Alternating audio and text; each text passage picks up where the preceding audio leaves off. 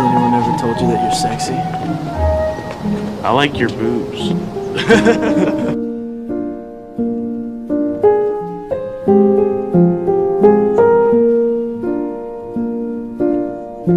All around me are familiar faces, worn out places, worn out faces, bright and early for their daily races, going nowhere, going nowhere.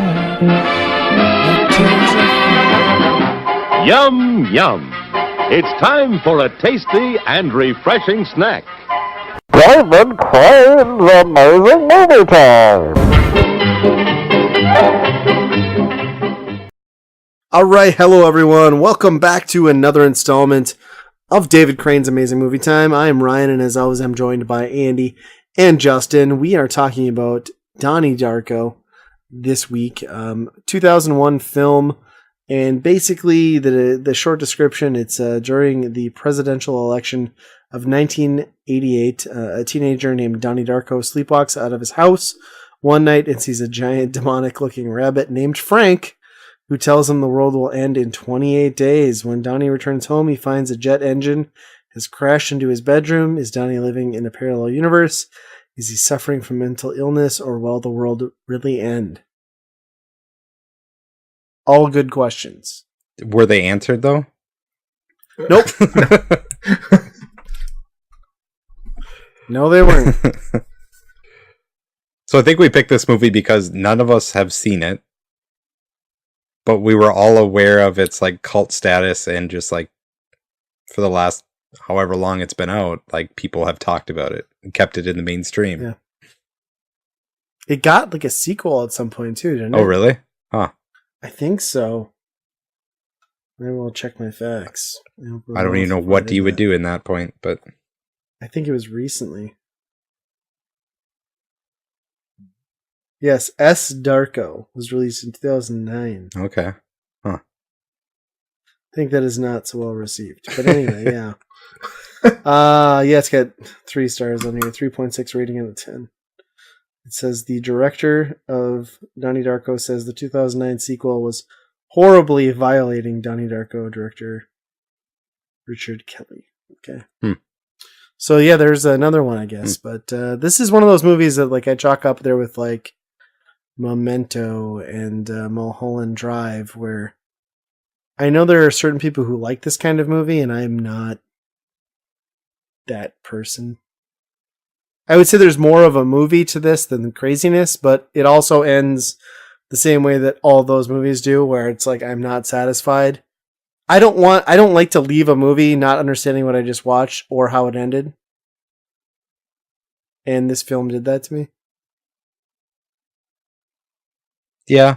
What's your guys' vote on like how it? I think he's dead. He's dead, right? Yeah. I think the entire movie was like his brain malfunctioning after the jet squished him.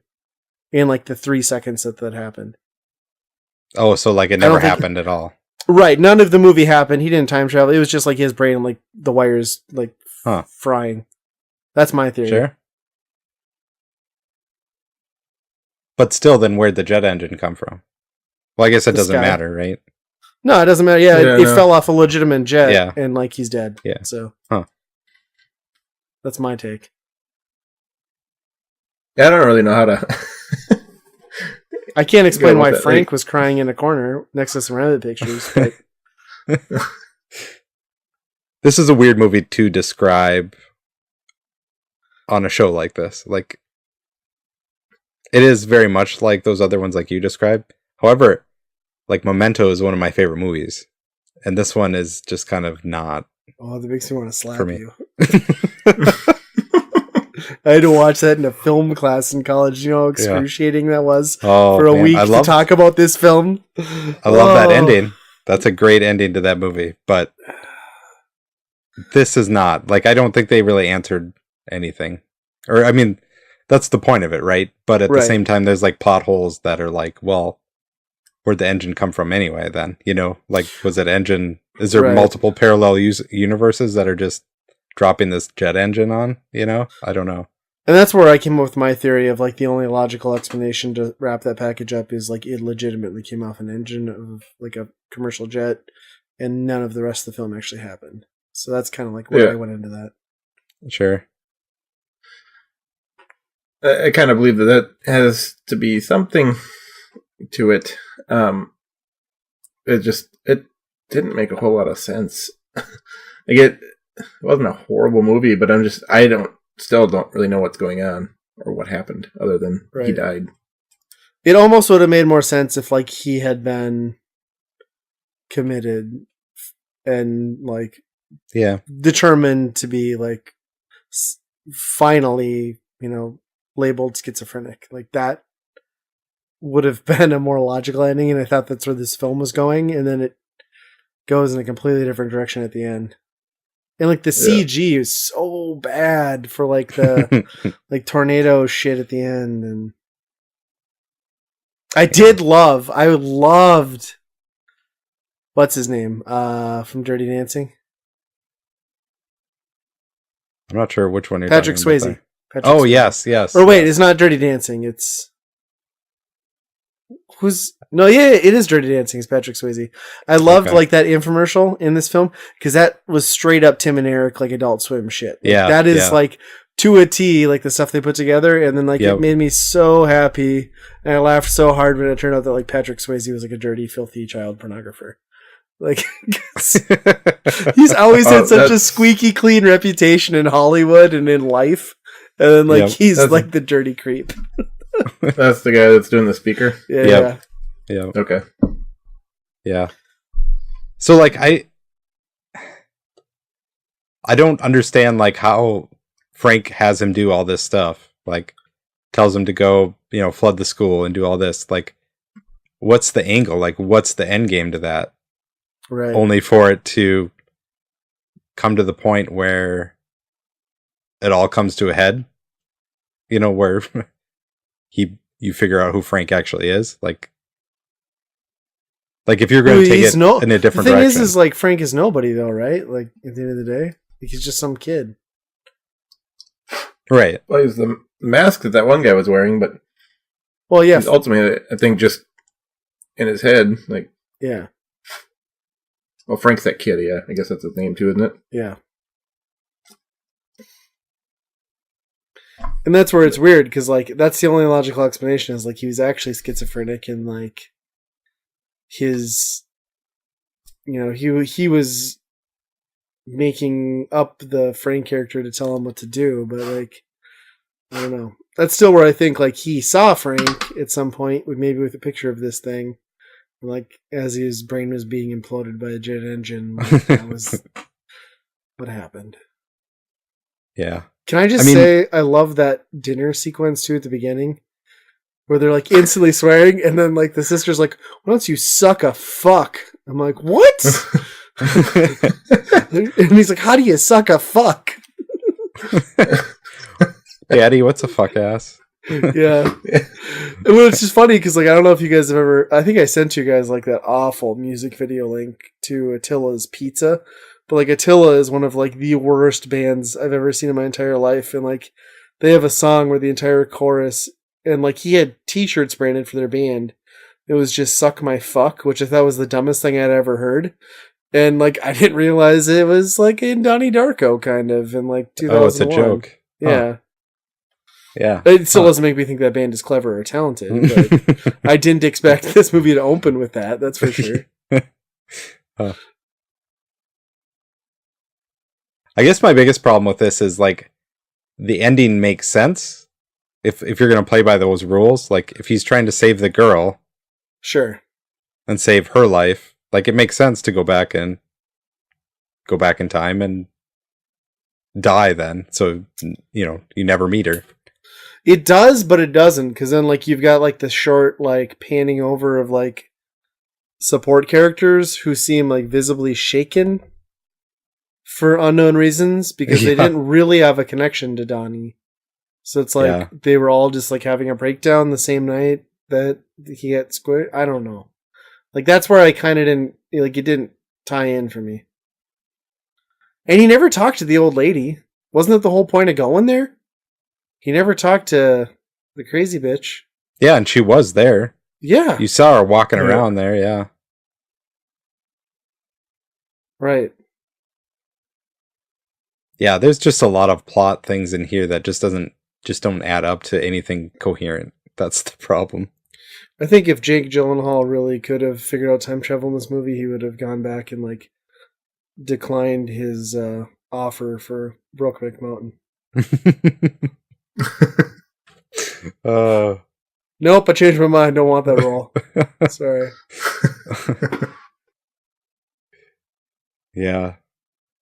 This has to be the first thing that Jake Gyllenhaal was in that was significant then too, because like I saw him like in Bubble Boy, which is sad because like that's the first time I knew about him as an actor. He's the Bubble Boy? Yeah.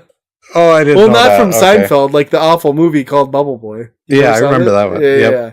It's Jake Gyllenhaal. Okay. Actually, I'm going to check this before anyone listens to this and crucifies me, but I'm like 99.9% sure. Does his sister also play his sister in the movie too? Like this? Oh, maybe. That's his actual sister? Yep.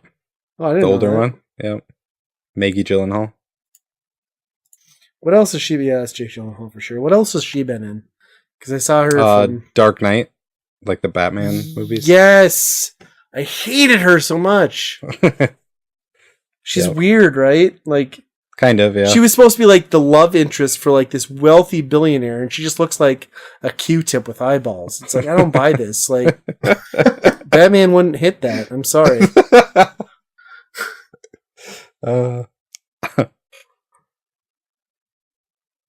When your parents are murdered, you have different views on the world. You'll just suck a fuck anywhere. That's for sure. Yeah, I didn't realize that they were brother and sister. That's funny. But like you were saying earlier, there's a lot of bigger stars in this that are playing much smaller roles. Oh, yeah. Like, pretty much every supporting character is significant to some extent now or through the early 2000s, like early to mid. Like 2000, like up to 2010. Yeah, for sure. Because you had Seth Rogen. Which I love. The other guy's name is Seth.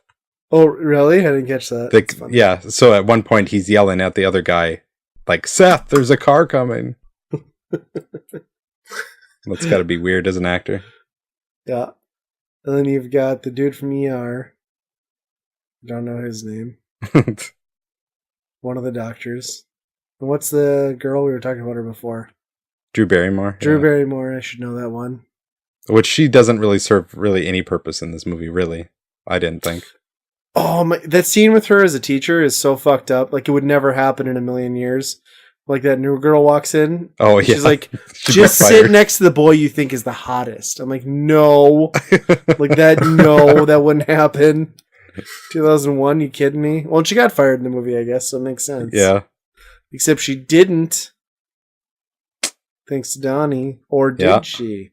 Or will she? I don't know. Or did she exist?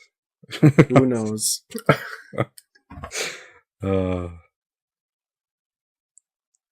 Is this like one of those things where you just have to look at the whole thing and just come away with it with, whatever you think it is? I suppose, I guess. Yeah. I feel like I got the right answer on this one. Yeah. I'm wrapping it up with that because anything else just makes me, I don't want to think that hard in this movie.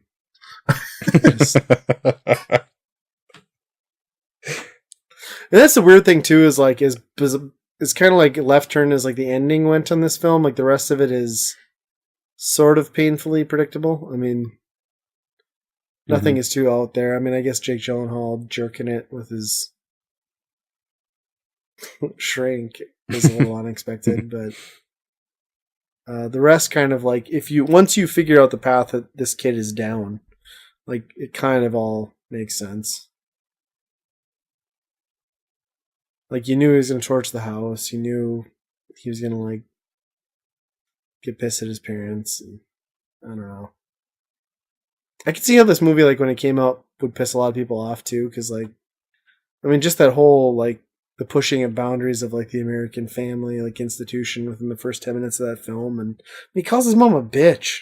Yeah. Like, even, like, I mean, he was in high school when I was in high school in this movie. Like, if I'd said that to my mom, holy shit, I'd been dead. Well, and like mental health issues like that were pretty taboo at that point too. So I'm guessing, yeah, maybe there's that's a lot why of they were that. covering it up. Yeah. Yeah, who knows? I'm glad I saw it. I'm glad you picked it. Like, I think it's definitely worthwhile, but weird. Now I kind of want to watch S. Darko and just see. I was thinking that too. Maybe we're gonna have to pick that one. Pick the worst one. Is that We'll on probably Netflix? love that one. This is the best movie ever. So, would you guys rate this thing on David Crane's scale of blobs 1 to 5? I'd probably go a 2. It's a tough one because like it has, you know, a lot of random and strange to it, which is usually what I watch. But I still like I have no idea what I watched. Right. And normally with those, I would watch it again. I don't know if I can watch this one again because it was like 2.5 hours. So long. Yes, good point. We didn't talk about that. Way Like- too long. Like a 2.5 hour movie. Yeah. Oh my god. But I don't know. I'm gonna go 2 with it, though. I think. Hey, Justin. Hmm? Do you want to go with me? That's what we call it around here. Okay, I'm going 2.5. I was going to say 3, but no. It's the best pickup line of all time. Right. I like your boobs. That's right. Oh, I forgot about that. Seth Rogen's impeccable timing. I like your boobs. Yeah, I'll go 2.5 stars. This is pretty much middle of the road, I guess. Like I said, I usually like these type of movies. Memento is being an excellent movie because I think at the end of that movie, you can think of multiple different ways, and each way you think about it, you feel like you are right. Like you thought, you know, like you're going to stand up and say, this is what happened, you know?